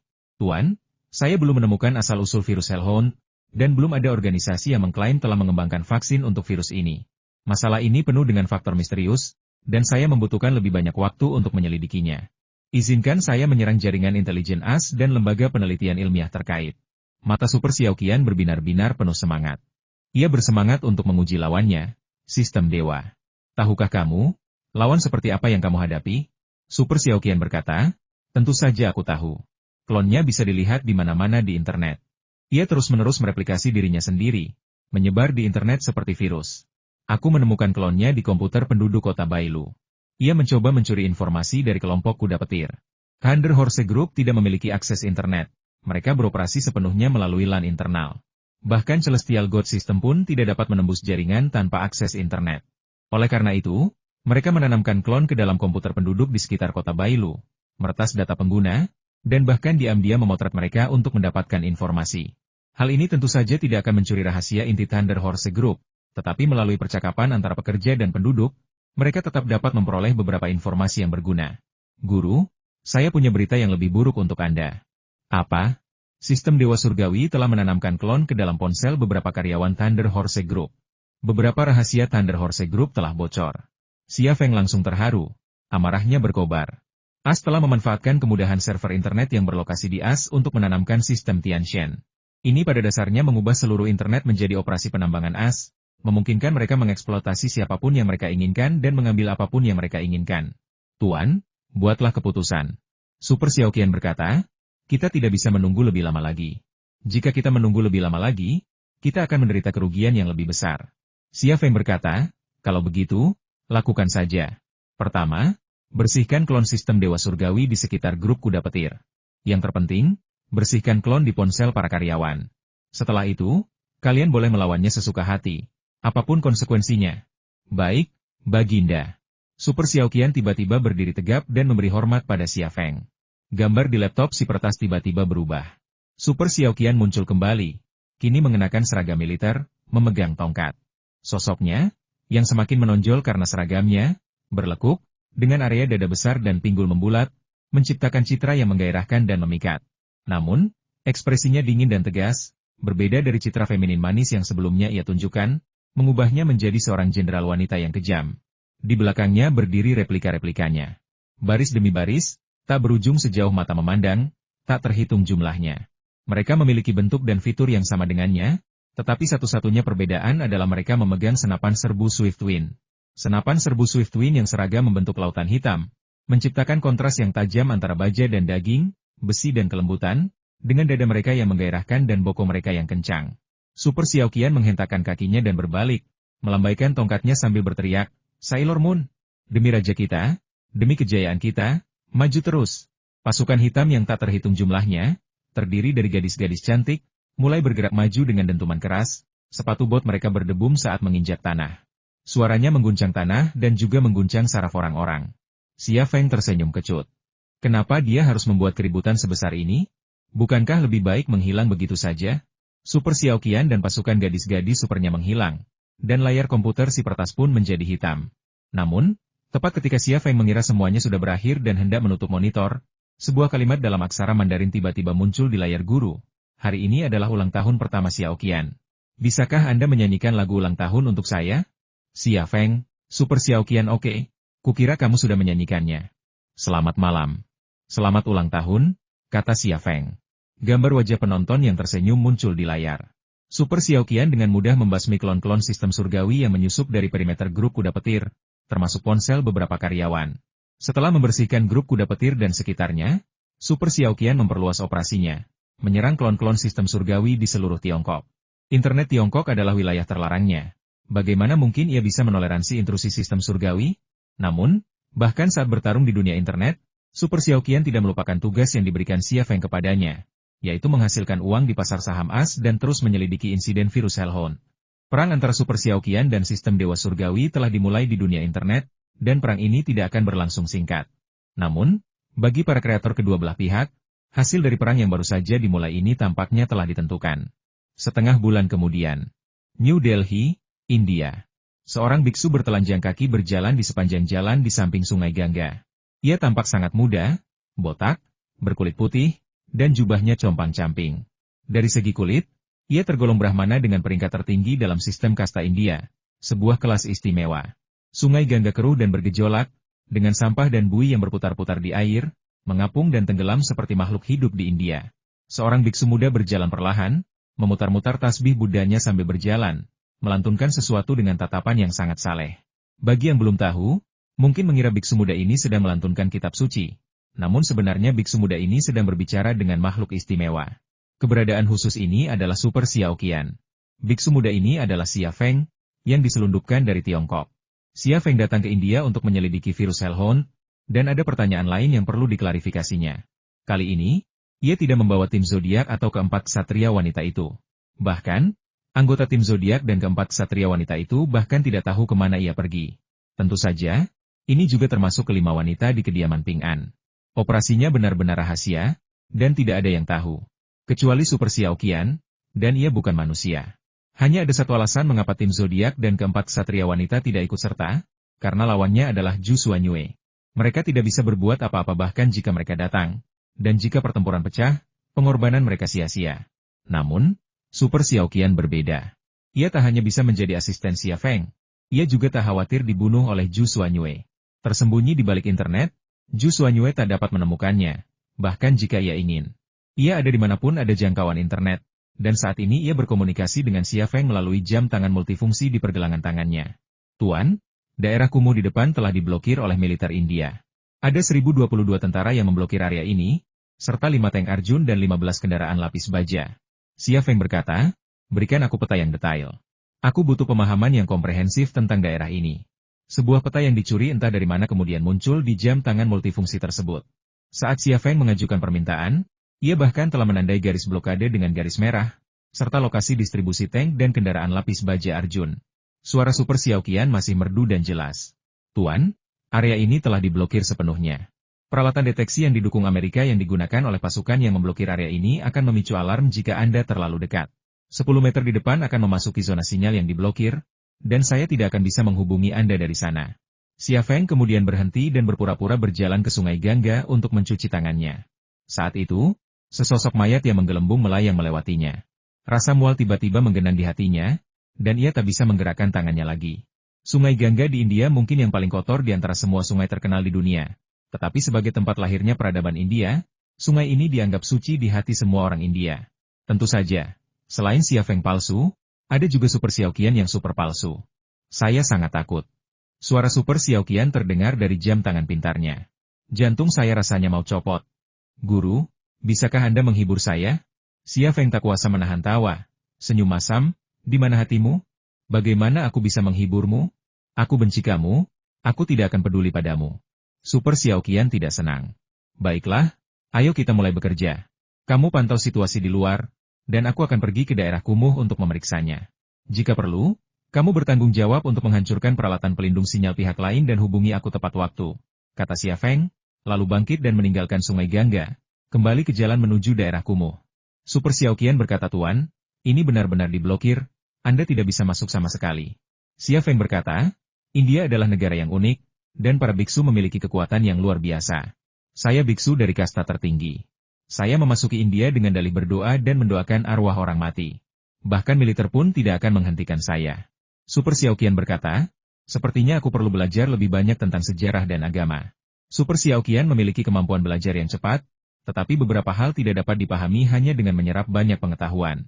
Sifat manusia sangatlah kompleks, dan bangsa serta masyarakat yang terdiri dari manusia pasti memiliki kompleksitas yang sama. Hal ini terutama berlaku di India, yang memiliki demokrasi terpadat di dunia, namun masih mempertahankan sistem kasta. 10 meter di depan, sinyal hilang dan Super Xiaoqian menghilang. Xia Feng terus berjalan menuju daerah kumuh. Beberapa tentara yang menghalangi persimpangan menghentikannya, tetapi dengan sopan mendesaknya untuk pergi. Xia Feng dengan yakin memberitahu mereka bahwa ia akan pergi ke daerah kumuh untuk mendoakan arwah orang mati di India, dan bahwa siapapun yang mencoba menghentikannya akan menyinggung para dewa dan menghadapi hukuman ilahi. Retorikanya terbukti efektif, dan tentara India membiarkannya masuk tanpa memeriksa identitasnya. Xia Feng sebenarnya bisa mengendalikan pikiran mereka dan langsung masuk ke daerah kumuh. Tetapi metode itu sebenarnya lebih rendah daripada yang ini.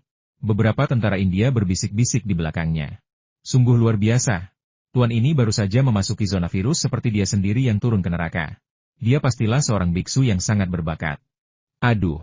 Seseorang mendesah, setelah dia masuk, bisakah dia keluar? Menurut aturan, dia tidak boleh keluar. Tapi kalau dia masih hidup dan ingin lewat sini, aku pasti akan membiarkannya lewat. Aku tidak mau menyinggung para dewa dan disalahkan oleh mereka. Di tengah diskusi beberapa prajurit, Xia Feng perlahan-lahan berjalan menjauh dan memasuki gang kecil di daerah kumuh. Gang itu dipenuhi gubuk-gubuk rendah yang bobrok, dan pinggir jalan dipenuhi kantong plastik, busa, dan sampah lainnya. Beberapa mayat tergeletak di pinggir jalan, sudah dalam kondisi pembusukan tingkat lanjut, mengeluarkan bau busuk yang menyengat. Segerombolan lalat berdengung di atas mayat-mayat itu, mencari makan dan bertelur. Ada juga mayat-mayat di gubuk-gubuk itu, dalam kondisi yang sama. Tidak ada seorang pun yang hidup, bahkan seekor anjing atau kucing pun tidak terlihat. Suasana hening, keheningan yang mematikan. Tidaklah berlebihan jika saya menggambarkan tempat ini sebagai neraka. Xia Feng membuka matanya dan mulai mengamati mayat-mayat itu. Ia segera menemukan bahwa otak semua mayat telah menyusut dan membusuk. Karakteristik mayat-mayat itu menunjukkan bahwa mereka telah dimangsa oleh Zhu Xuanyue. Mayat-mayat ini sama dengan yang pernah kulihat sebelumnya yang dimangsa Zhu Xuanyue. Kalau bukan Zhu Xuanyue dan kelompoknya, lalu apa yang menyerang mereka? Virus Hellhound? Xia Feng sama sekali tidak mengerti. Ia sangat ingin tahu kebenaran tentang virus Hellhound. Saat keluar dari gang, ia melihat deretan gubuk yang lebih luas. Tiba-tiba, telinganya menangkap suara, dan ia mengalihkan pandangannya.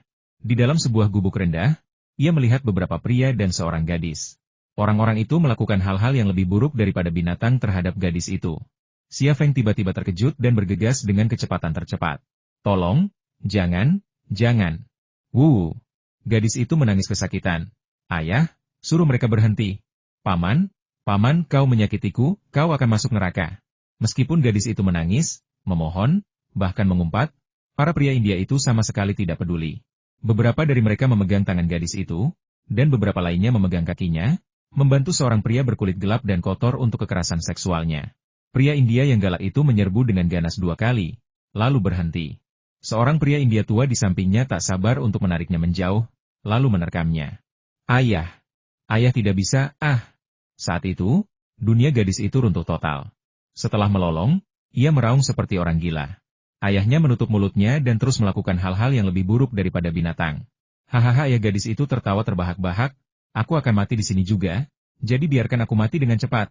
Bang! Pintunya tiba-tiba ditendang hingga terbuka. Beberapa pria India menoleh dengan ngeri dan melihat seorang biksu muda. Sedetik kemudian, mereka tiba-tiba menerkam Xia Feng. Di mata mereka, keyakinan agama telah lenyap. Mereka akan menyerang siapapun yang mereka anggap sebagai ancaman. Seorang pemuda India sedang memegang pisau di tangannya, dan dialah yang menyerbu di depan. Kakak! Jangan! Meskipun mulut gadis India itu tertutup, dia tetap berteriak dengan suara teredam. Pria-pria ini dan gadis-gadis ini sebenarnya berasal dari keluarga yang sama. Pemuda India itu menolak mendengarkan dan menikam Xia Feng tepat di jantungnya. Xia Feng mengulurkan tangan dan meraih pergelangan tangannya, lalu membantingnya kembali ke dadanya. Fiuh! Pisau tajam itu menusuk dada pemuda India itu dan darah pun berceceran. Xia Feng mencengkeram gagang pisau dan menendang pemuda India itu.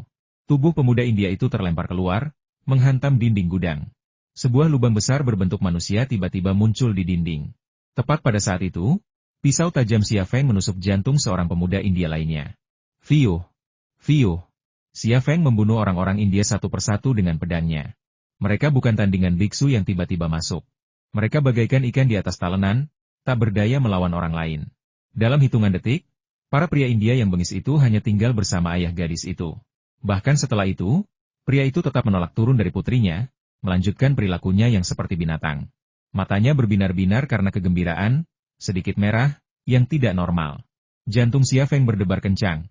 Ia menurunkan pisau tajam yang ia angkat, mencengkeram kerah ayah gadis itu, menariknya, dan membantingnya ke tanah. Xia Feng tidak membunuhnya hanya karena dia tampak terinfeksi oleh virus Hellhound dan merupakan spesimen hidup. Ah! Raung!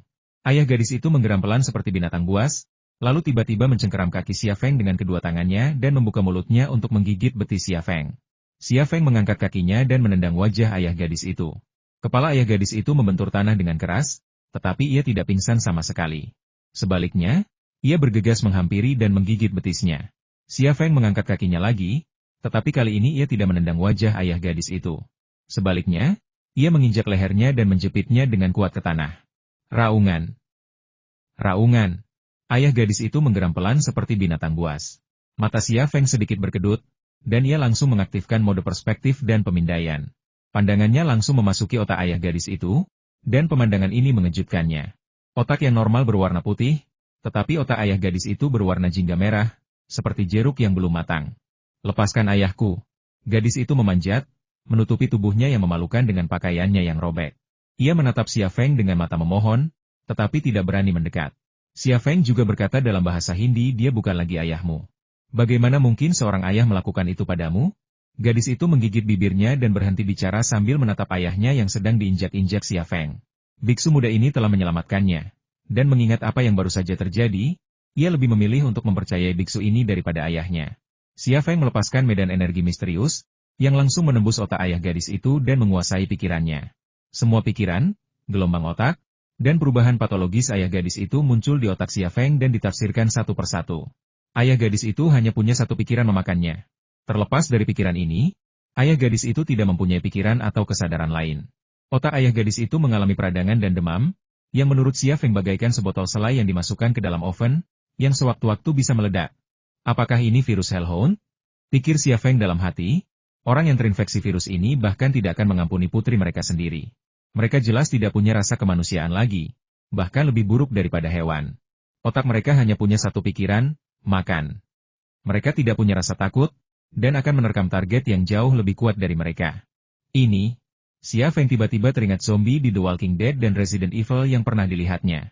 Bedanya, zombie di film-film itu fiktif, tetapi pria India ini nyata, dan virus Cerberus juga nyata.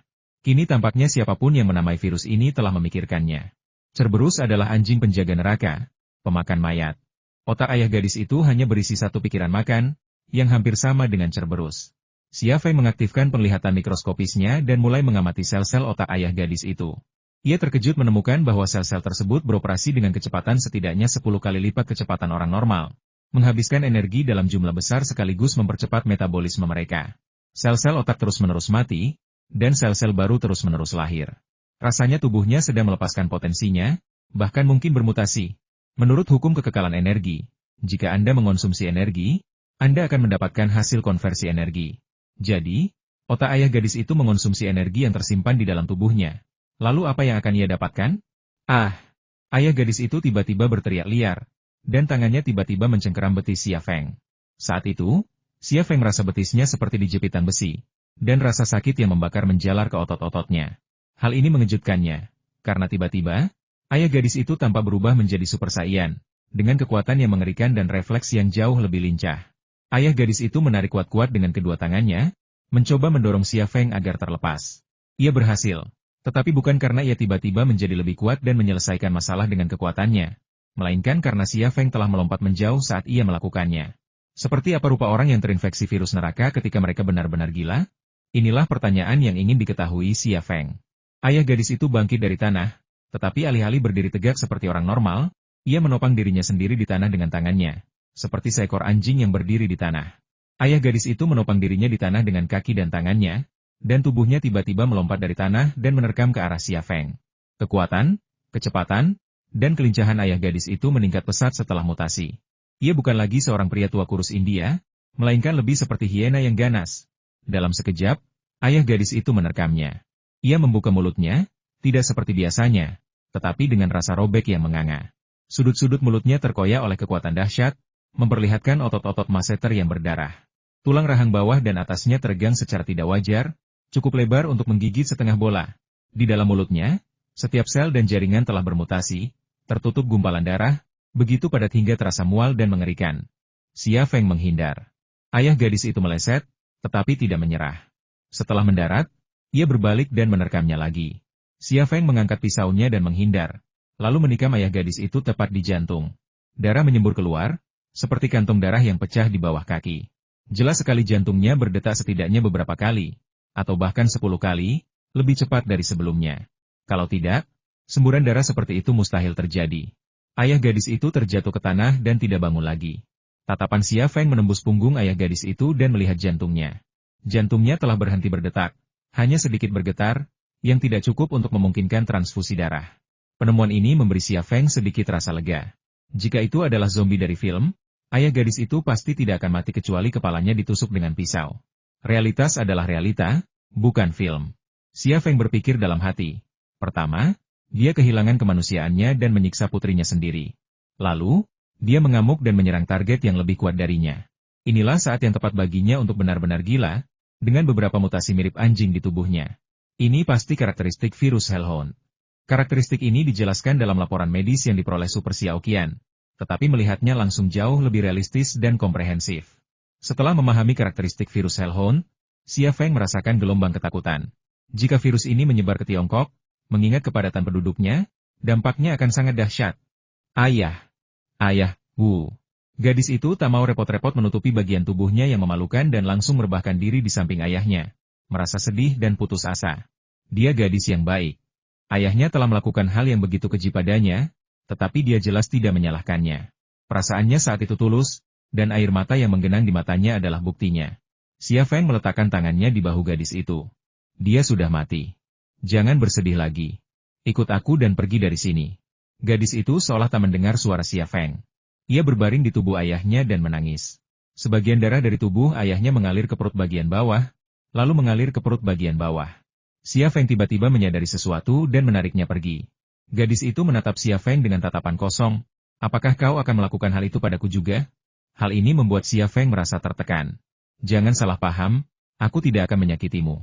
Aku hanya ingin melindungimu. Virus ini bisa menular melalui darah. Tubuhmu berlumuran darah ayahmu. Apa kau tidak takut tertular virus mengerikan itu? Mereka meninggalkan sesuatu yang lebih kotor lagi di tubuhku. Apa bedanya? Wajah gadis itu tanpa ekspresi, dan matanya kosong dan mengerikan. Tempat ini telah menjadi neraka. Aku tak punya harapan. Xia Feng tiba-tiba menangkap kilatan cahaya merah darah di matanya, seperti kilatan cahaya inframerah. Perubahan itu segera memudar, dan matanya kembali normal, dengan warna hitam dan putih, tetapi tatapannya kosong. Itu adalah tatapan putus asa. Xia Feng berpikir dalam hati, bercak darah itu nyata, bukan ilusi. Mungkinkah itu gejala virus Hellhound? Apakah dia juga terinfeksi? Jika gadis ini terinfeksi virus Hellhound, Xia Feng tidak akan terkejut sama sekali, karena para pria itu memang telah meninggalkan cairan reproduksi di dalam tubuhnya. Jika virus Hellhound dapat ditularkan melalui cairan itu, ia pasti telah terinfeksi. Apakah kamu baik-baik saja? Xia Feng bertanya dengan ragu-ragu, sambil mengulurkan tangan untuk mencabut pisau tajam dari tubuh ayah gadis itu. Gadis itu tidak mengatakan apa-apa, tetapi hanya menatap Xia Feng dengan mata kosong. Xia Feng mengeluarkan sebuah kotak dari ranselnya, lalu mengeluarkan sebuah tabung reaksi dari kotak itu. Ia mengambil darah dan jaringan otot dari pisau tajam itu dan memasukkannya ke dalam tabung reaksi, lalu memasukkan sebuah sumbat. Untuk mempelajari virus Cerberus, ia harus mengambil sampel. Namun, ia tidak akan membawa sampel tersebut kembali ke Tiongkok untuk diteliti. Ia akan mencari laboratorium di India dan melakukan penelitian di sana. Inilah tujuannya datang ke India. Setelah mengambil sampel dan memasukkan tabung reaksi beserta kotaknya ke dalam ransel, tatapan Xia Feng kembali tertuju pada gadis itu. Saat itu, ia kembali menangkap kilatan cahaya merah darah di mata gadis itu. Katakan padaku, apakah kamu merasa tidak nyaman sekarang? Tanya Xia Feng. Panas? Aku sangat panas. Gadis itu menggaruk dadanya. Area dadanya belum sepenuhnya berkembang. Hanya sedikit menonjol, tampak belum matang dan agak kurang gizi. Kukunya menggores area dadanya yang halus, meninggalkan beberapa goresan berdarah. Xia Feng mengulurkan tangan dan meraih tangannya. Jangan lakukan ini, jangan sakiti dirimu sendiri. Panas sekali, kepalaku. Gadis itu menggelengkan kepalanya kuat-kuat, tampak sangat kesakitan. Tatapan Xia Feng langsung menembus otak gadis itu. Otaknya sudah berubah menjadi sesuatu yang berwarna oranye, warna yang mengingatkan pada virus itu sendiri, dan menyebar dengan cepat. Jika otak gadis itu adalah selembar tisu toilet, maka zat oranye itu akan seperti air yang menetes ke atasnya, menyebar dengan kecepatan yang luar biasa. Di alam, tidak ada virus yang tingkat penularannya begitu tinggi. Tatapan Xia Feng kemudian beralih ke dada gadis itu. Ia bisa melihat menembus jantungnya. Jantungnya berdetak cepat, setidaknya 500 kali per menit.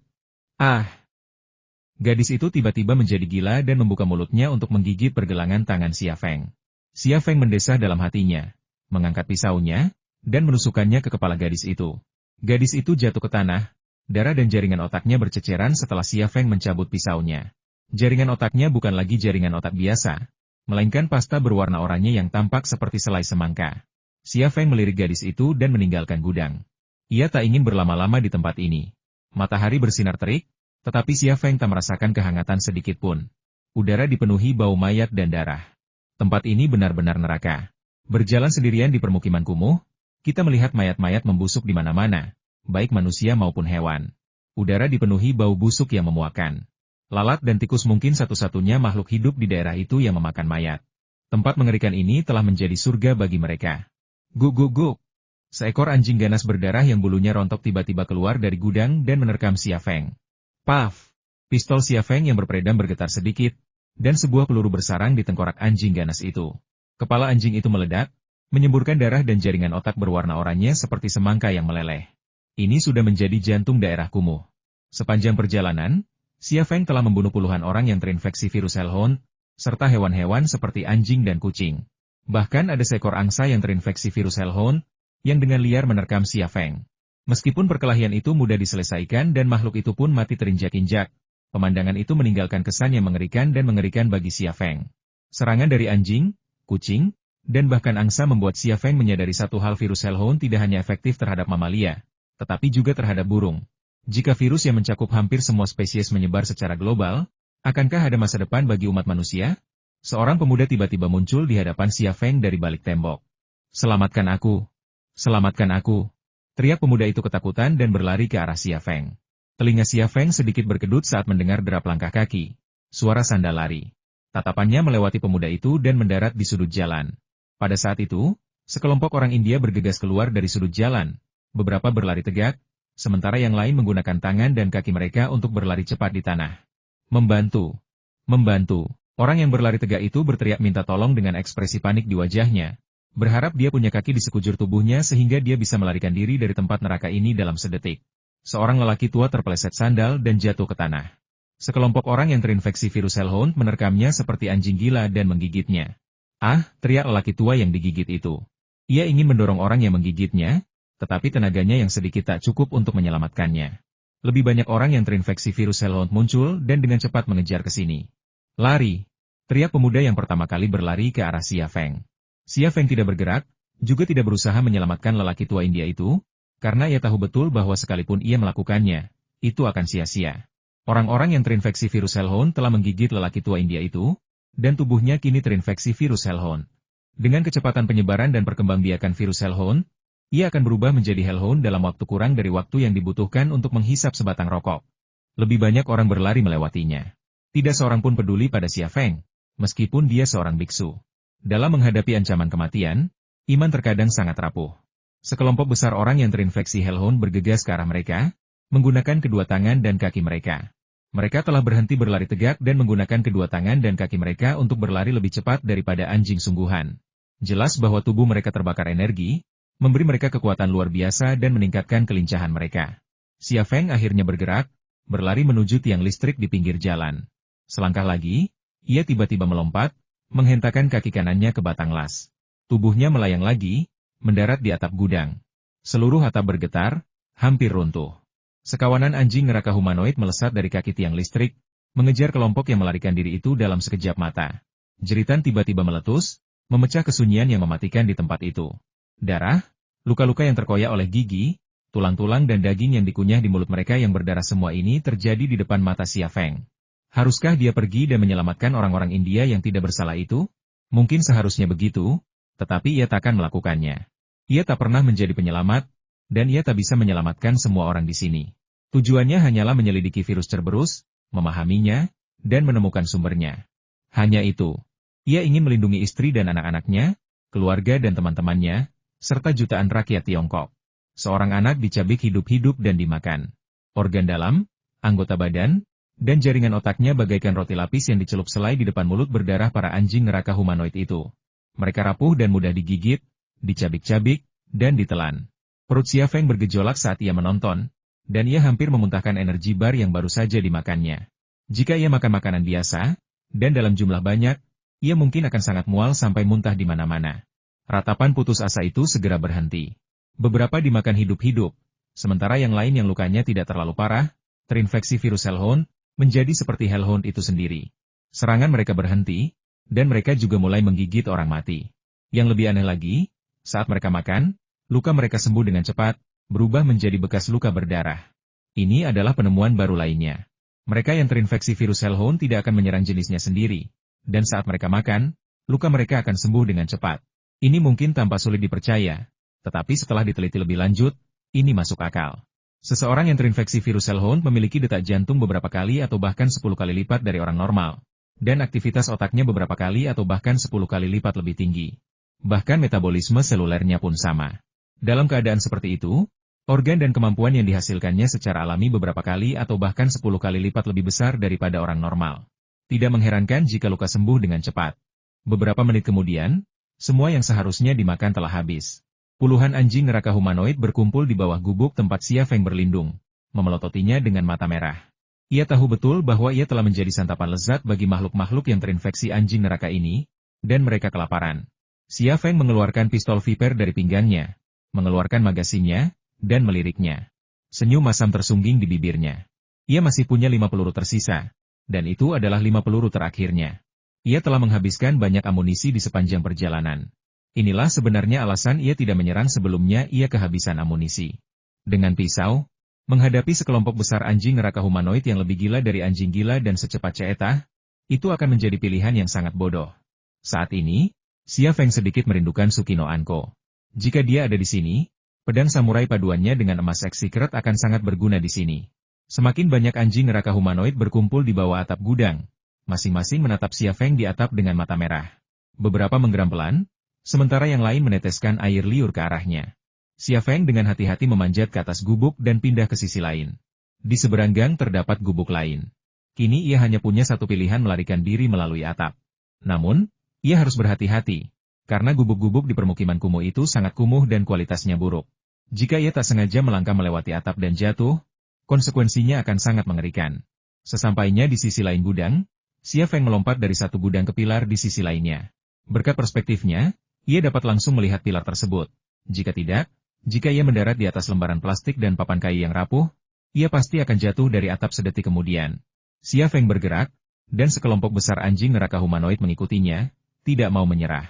Saat Xia Feng bergerak ke atap ketiga, ia mendengar raungan aneh dari samping. Ia naik ke atap dan melihat ke arah itu. Sebuah van melaju kencang menuju blokade, diikuti sekelompok besar orang miskin. Di belakang mereka, sekelompok besar orang yang terinfeksi virus Hellhound, meraung sambil berlari, memanggil orang-orang dari golongan mereka untuk mencegat mereka. Van itu segera terhalang oleh sekelompok bangunan, yang juga menghalangi pandangan Xia Feng. Xia Feng juga tidak dapat melihat melalui ratusan gubuk untuk melihatnya. Raungan itu datang lagi. Pikiran Xia Feng berkecamuk. Mungkinkah raungan ini bahasa orang yang terinfeksi? Sebelum dia dapat mengetahui hal ini, orang-orang terinfeksi yang mengepungnya tiba-tiba menyerah dan bergegas ke arah itu. Xia Feng memanjat tiang listrik, berdiri di titik tertingginya, menghindari penghalang apapun, dan segera menemukan van itu. Mereka yang berada di dalam van masih selamat, Tetapi orang-orang yang mengikutinya telah disusul oleh orang-orang yang terinfeksi. Tragedi kembali terjadi. Beberapa dimakan hidup-hidup dan yang lainnya terinfeksi. Orang-orang malang yang mengejar Van itu menggunakan nyawa mereka untuk memberi waktu bagi rekan-rekan mereka agar bisa bertahan hidup. Tepat ketika sekelompok besar orang yang terinfeksi sedang menikmati makanan, Van itu sudah mendekati pos pemeriksaan yang didirikan oleh militer India. Bang, bang, bang. Sebuah kendaraan lapis baja tiba-tiba melepaskan tembakan, senapan mesin menyemburkan api, dan peluru senapan mesin melesat ke dalam mobil Van. Peluru beterbangan, dan di dalam Van, lengan, tengkorak, organ dalam, dan darah manusia beterbangan. Keadaannya kacau balau. Orang-orang India yang malang itu tidak dimakan oleh orang yang terinfeksi, melainkan dibunuh oleh tentara India. Ini dunia nyata, sangat kejam. Untuk mencegah penyebaran virus, pemerintah India telah menutup sepenuhnya permukiman kumuh yang luas ini. Siapapun yang ingin keluar akan ditembak. Para prajurit yang melaksanakan perintah ini tidak akan peduli apakah orang-orang miskin tersebut terinfeksi virus hellhound atau tidak. Begitu mereka berada dalam jangkauan, mereka akan langsung ditembak. Ada amarah yang membara di hati Xia Feng, tapi itu hanya amarah. Ia tidak akan mencari keadilan bagi orang-orang miskin India yang tak berdosa yang tertembak. Didi. Jam tangan multifungsi di tangannya tiba-tiba berbunyi 2 kali. Lalu terdengar suara perempuan yang nyaring dari jam tangan multifungsi itu. Tuan, saya kembali. Saya telah meretas perangkat pemblokir sinyal mereka. Mereka akan membutuhkan waktu 15 menit untuk memperbaikinya. Xia Feng bertanya, bagaimana situasi di sini? Aku benar-benar ingin memberitahumu. Wajah Super Xiaoqian muncul di layar jam tangan Duonong. Militer India telah meluncurkan 4 rudal BrahMos ke sini, membawa hulu ledak-peledak berbahan bakar udara. Jadi, kita harus segera melarikan diri. Sialan. Xia Feng melompat turun dari tiang listrik dan berlari ke arah asalnya. Bom udara berbahan bakar, juga dikenal sebagai bahan peledak pembakar udara, mengandung bahan bakar, alih-alih bahan peledak. Bahan peledak ini dapat langsung menghabiskan seluruh oksigen, bahkan menyebabkan sesak napas bagi mereka yang tidak terluka. Sebuah rudal BrahMos jatuh dari langit, jejak apinya menyilaukan. Lebih cepat daripada kecepatan suara, dengan hulu ledak seberat 300 kg, proyek gabungan Rusia-India ini menghantam jantung permukiman kumuh. Ledakan, bumi bergetar, dan api membumbung tinggi ke angkasa. Gubuk-gubuk sederhana itu hancur menjadi abu oleh gelombang kejut dan bahan bakar ledakan. Gubuk-gubuk yang luas rata dengan tanah dalam sekejap. Pada saat itu, orang yang hidup, orang yang terinfeksi, mayat, lalat, kucing dan anjing semuanya terbakar. Saat berlari, Xia Feng tak kuasa menahan diri untuk menoleh ke belakang. Gelombang panas tiba-tiba menerpanya, membakar kulitnya dengan rasa sakit yang menyengat. 3 rudal BrahMos kembali menghujani dari langit, menghantam berbagai bagian permukiman kumuh.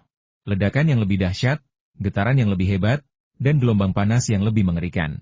Xia Feng menerjang ke depan, terjun bebas ke dalam selokan. Ia tertelan lumpur dan limbah berbau busuk. Gelombang panas menderu di punggungnya seperti gelombang pasang, menjungkir balikan dan membakar segalanya, bahkan udara. Hanya ada satu makhluk hidup di dalam jangkauan ledakan itu, dan itu adalah Xia Feng. Ia tidak membutuhkan udara. 5 menit kemudian, gelombang panas mereda. Xia Feng memanjat keluar dari selokan dan menatap kosong ke arah runtuhan permukiman kumuh pasca ledakan. Sejauh mata memandang, permukiman kumuh yang dulunya padat penduduk itu kini kosong melompong. Yang ia lihat hanyalah dinding-dinding yang hancur dan mayat-mayat yang terbakar menjadi arang. Bisakah virus hellhound dihilangkan dengan cara ini? Tidak seorang pun tahu. Namun, pemerintah India telah melakukannya. Di negara demokrasi dengan sistem kasta yang ketat ini, kaum miskin yang tinggal di permukiman kumuh bagaikan babi atau anjing di rumah jagal dibantai dan tak seorang pun peduli. Mereka akan segera dilupakan. Hak-hak mereka tidak terjamin di masa lalu, masa kini, atau bahkan masa depan. Entah mengapa, Xia Feng merasa berat di hatinya, seolah-olah ada sepotong timah yang tergantung padanya.